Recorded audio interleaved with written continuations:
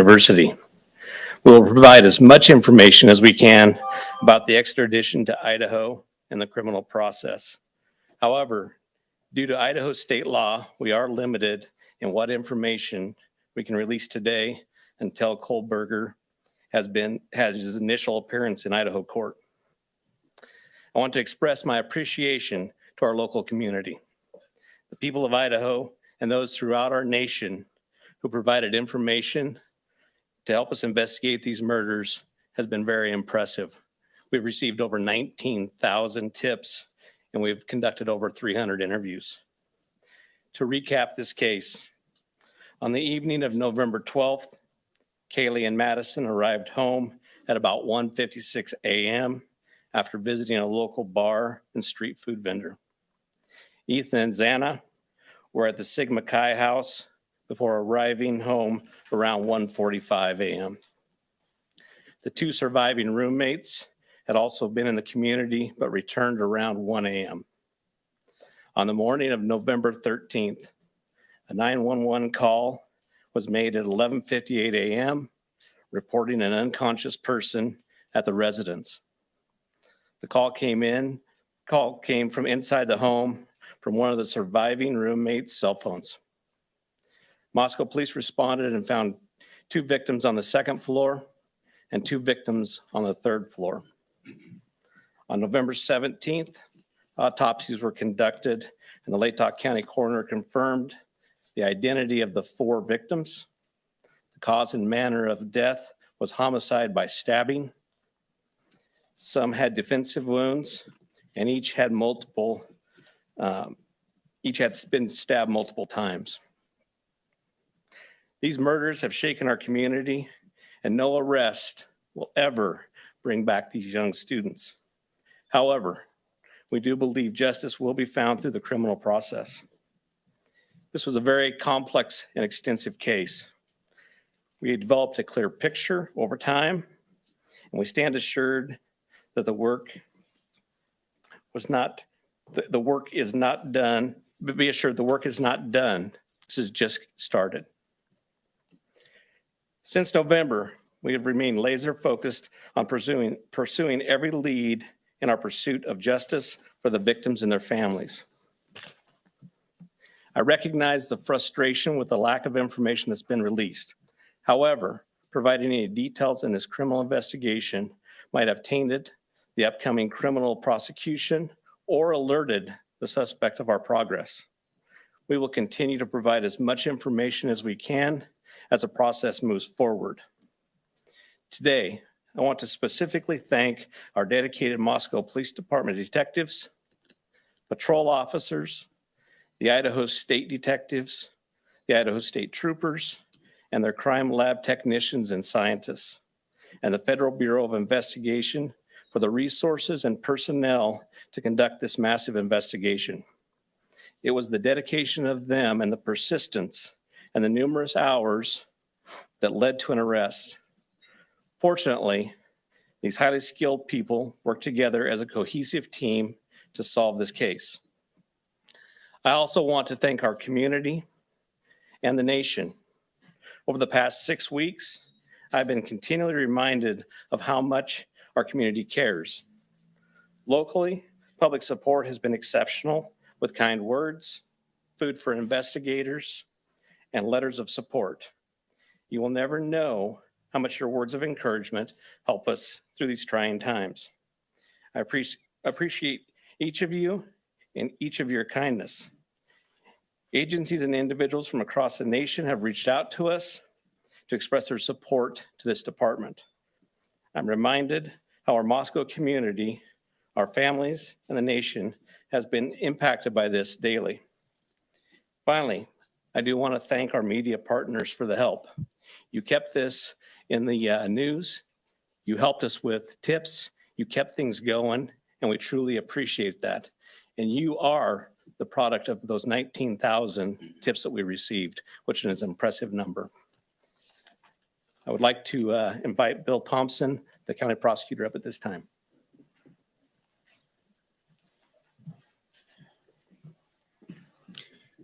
Good afternoon, folks. My name is Bill Thompson. I'm the Latah County prosecutor. And it's sad to be here, but happy to be here at the same time. As Chief Fry indicated, a criminal complaint was filed yesterday here in Latah County, charging the defendant, Mr. Kohlberger, with 4 counts of first-degree murder, in addition to felony burglary, which involves entering the residence with the intent to commit the crime of murder. Mr. Kohlberger, and let me preface, there's a pending case now in court, and I and my office and the investigators have to live with the restrictions that our Supreme Court places on pretrial publicity. That said, I promise you we will share with you through the court process or otherwise whatever we are allowed to. I just appreciate your patience on that. The factual basis for the charges are summarized in what's called a probable cause affidavit that is on file with the court. According to the rules of the Idaho Supreme Court, that is sealed until Mr. Kohlberger is physically back in Latah County and has been served with the Idaho arrest warrant. At that time, we expect that that affidavit will be available to you so you can share the true facts with all of your readers and your watchers and your listeners and all of the people who are interested and really need to know what's going on. So please have patience with us on that. We hope to get that to you as soon as we can. As far as Mr. Kohlberger, I can share with you that he is a graduate student at Washington State University and has an apartment residence over at Pullman. He has had an initial appearance in front of a judge in Pennsylvania. He is being held without bond, and the warrant from our magistrate judge here also provides for no bond. We understand that he's scheduled to be back in court in Pennsylvania next Tuesday afternoon, and that a public defender has been appointed for him there. The process at this point is, since he was arrested in another state, he has the opportunity to either waive extradition and return voluntarily to the state of Idaho, or if he prefers not to waive extradition, then we will initiate extradition proceedings through our governor's office. If we do that, it can take a while for him to get here. So again, I'm asking for your patience and understand that's just the way the system works. Once he gets here, he'll have an initial appearance with our magistrate. They'll deal with issues such as making sure competent counsel is representing him, and the case will be scheduled for further hearings.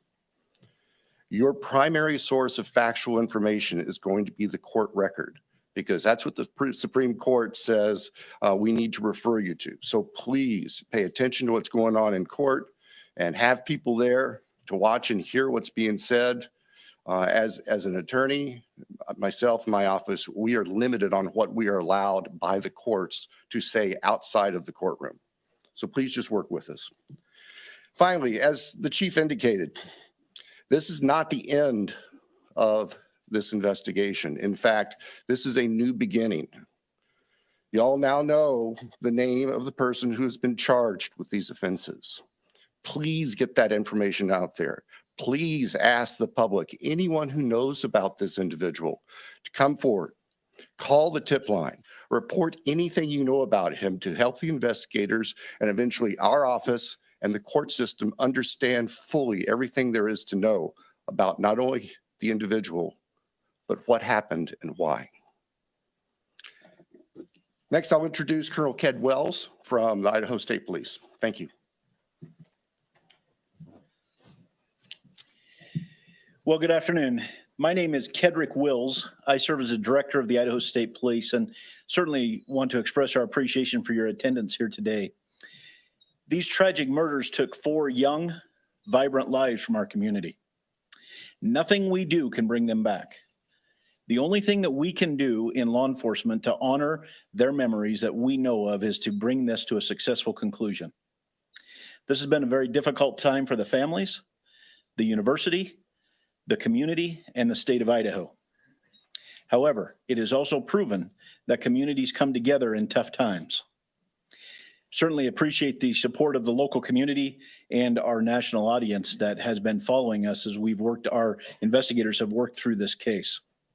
I'm thankful also to you, the media partners, who have helped keep this case in the forefront that generates the tips and we hope will continue to generate information that will help us to a conclusion of this proceeding.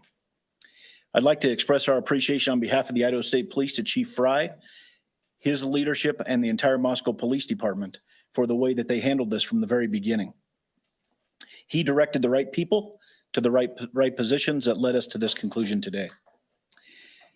I've had the utmost confidence in this investigation and in Chief Fry, as well as in Mr. Bill Thompson and the Latah County Prosecutor's Office, who've been a great partner throughout this. Nothing has deterred the commitment of the investigators who've worked on this case, regardless of the organization they represent.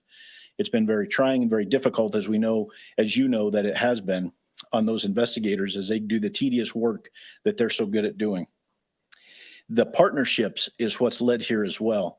The partnerships between Moscow Police Department, I'd like to express our appreciation with the Federal Bureau of Investigation, specifically the special agent in charge out of the Salt Lake City Division, Dennis Rice, and also the work that happened in the last 24 hours in Pennsylvania with the arrest with the Pennsylvania State Police and Colonel Evanchik with the Pennsylvania State Police. We appreciate what they've done across the nation to help us as well.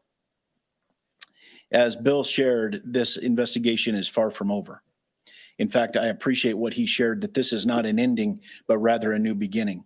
The difference now is, as he shared, that we are dictated what information we can share by the court process and by laws in our state of Idaho.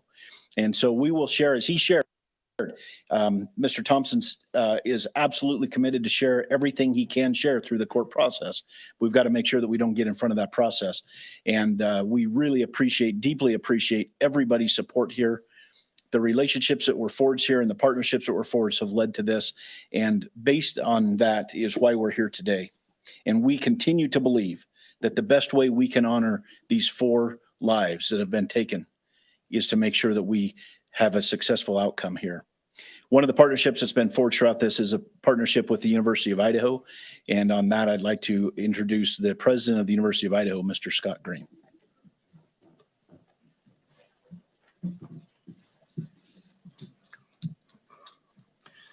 Thank you. Good afternoon. Scott Green, President, University of Idaho. Today's news of arrest is a welcome one. It's relief to our university, our community, and our extended Vandal family. The outpouring of support over the past 6 weeks helped sustain us during the most trying time. It provided the strength that helped us navigate the international scrutiny visited on our students and employees. We are truly thankful for the compassion and acts of kindness shown to our community. Kindness is contagious, and it provided the light that reclaimed ground lost to evil and darkness. We first want to acknowledge and thank Governor Little for the early promise of financial support that enabled the university to secure our campus and focus on helping our students and our employees in the wake of the crimes. We also appreciate the Idaho State Police and the highly visible security presence that brought comfort and calm to a community shocked and confused by the senseless crimes. We never lost faith that this case would be solved and are grateful for the hard work of the Moscow Police Department and their law enforcement partners. Vast and committed FBI resources brought important expertise to this complex case. Across the board, dedicated, highly competent personnel worked this case to arrest. This crime has nevertheless left a mark on our university, our community, and our state. While we cannot bring back Maddie, Kaylee, Zaina, and Ethan, we can thoughtfully and purposefully carry their legacy forward in the work that we do. Our students come first, and that was proven each and every day of this investigation. We are committed to safely delivering the college town atmosphere, campus experience, and high-touch quality education for which the University of Idaho is known. With time, we will heal. We will move forward together, and we will remain Vandal strong. With that, I'd like to turn it back over to Chief Fry.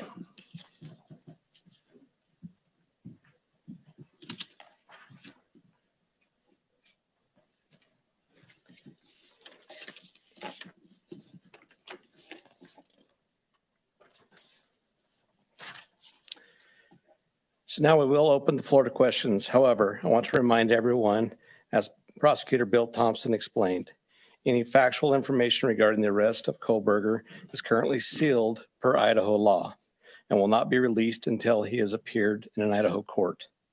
Please formulate your questions accordingly. I recognize there are a lot of questions, and I will try to answer as many of them as I can. Is there an evergreen or Argonaut reporter?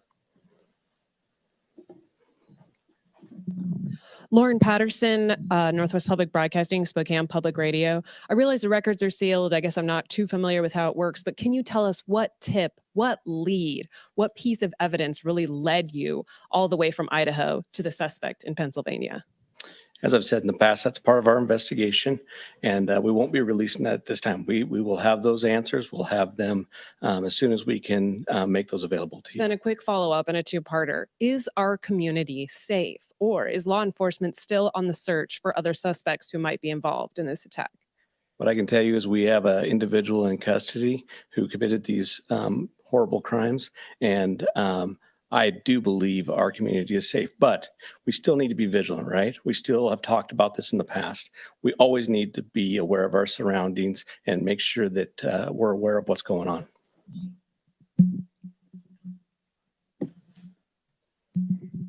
Hi, Chief.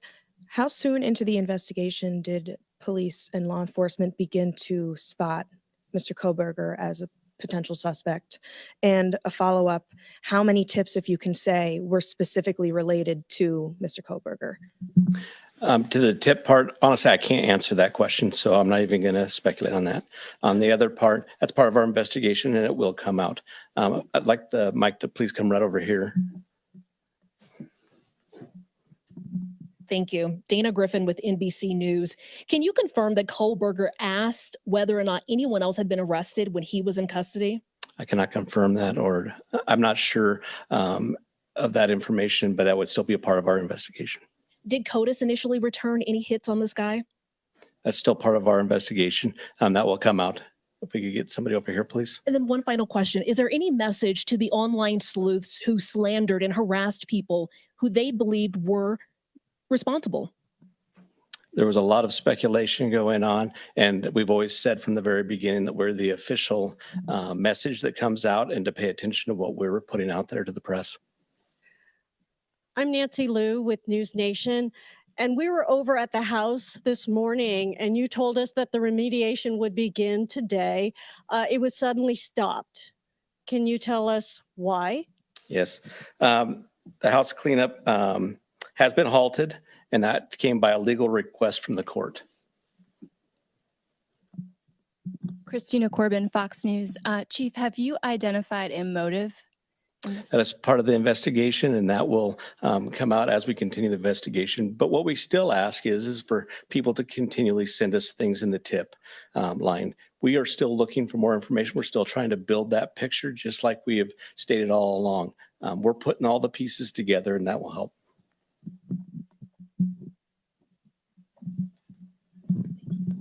Chief Veronica Miracle with CNN. Any indication that the suspect knew the victims? That's part of the investigation as well. It won't be something that will come out at this point in time, but as we continue the investigation and as this case goes to trial, that will be brought forth. Have you spoken to the families? Can you tell us what they've told you today? Are you talking the victims' families? Yeah, we have reached out to the victim's family as we always do. We've done that daily, and we've continued to have contact with them. Hey, Nate Sanford, you mentioned earlier that you're still seeking tips about Brian and that people should still share whatever information they have. Can you speak at all about what specifically people should be reaching out for, like if they know something? I would say anything and everything. As we've said all along, we know what tips we're looking for. We will take those tips and we will have professionals look at those and decide which pieces of those we need to use for our case. So we ask that everybody would do that. Angela Palermo, Idaho Statesman. Your department and other investigators on the case took a lot of flack for keeping information close to your chest. Are you glad that you did that? And were you worried about tipping the suspect off? I will 100% stand behind the way that we handled this investigation. And this all started from day one with our patrol officers arriving on scene, locking down the scene, us calling in the Idaho State Police, us calling in the FBI, and keeping information that was pertinent to this case very, very tight. We want to have a situation where when this goes to trial, there is no doubt that we've done everything right and we've slowed down and we've continued to slow down. We'll continue to do that. Hey, Chief. Have you guys found the murder weapon or the Hyundai Elantra? So we are still looking for all pieces of evidence, but we are still looking for the weapon. And I will say that we have found an Elantra. Stephanie Becker with CNN. Can you tell what it was like when you got the phone call when the police told you that they had your suspect? I can tell you for a lot of law enforcement, it was a fairly sleepless couple of days with as we were leading up to everything that we were doing. But what I can tell you is I have faith in those agencies across the nation. I have faith in our officers. I have faith in the FBI, and they did a great job. But sure, there was some times even throughout the day that we were always concerned. Hi, Chief. Danya back at CBS News. Can you talk a little bit more about the suspect's connection to Pennsylvania? All I know is that he lives in Pennsylvania. Chief Guy Tannenbaum from Nonstop Local KHQ in Spokane. More about the Elantra. We saw reports that you mentioned that you recovered an Elantra, but can you specify where that was found? And we know that that was one of the biggest pieces of information you were asking from the public to tip. Were you able to provide an information on whether those tips led to this seizure of an Elantra? That's still part of the investigation that will come out in the future.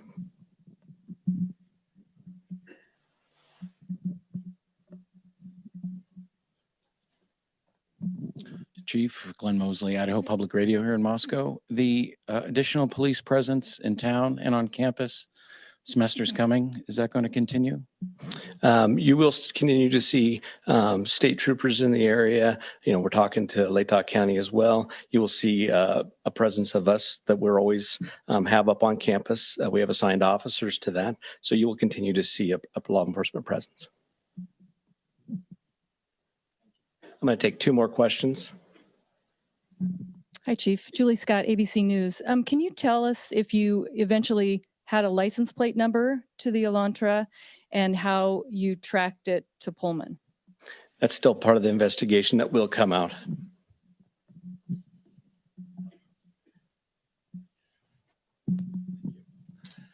Chief, hi, Matt Lovelace with the Murrow College of Communication. I want to ask about Mr. Koberger as a graduate student at WSU. Are you aware of if he returned to campus after November 13th? And have you had any communication with departments on the WSU campus about his attendance? So some of that is going to be followed up as we continue our investigation. We'll be asking some of those questions, but that'll come out in the near future. So what I do want to do is I want to thank you all. You really have been the national voice for us. You've given us the opportunity to get many, many tips. And I do appreciate everything you've done, and we'll continue to look forward to working with you in the future on this. So I'd like to thank you for that and thank you for your time.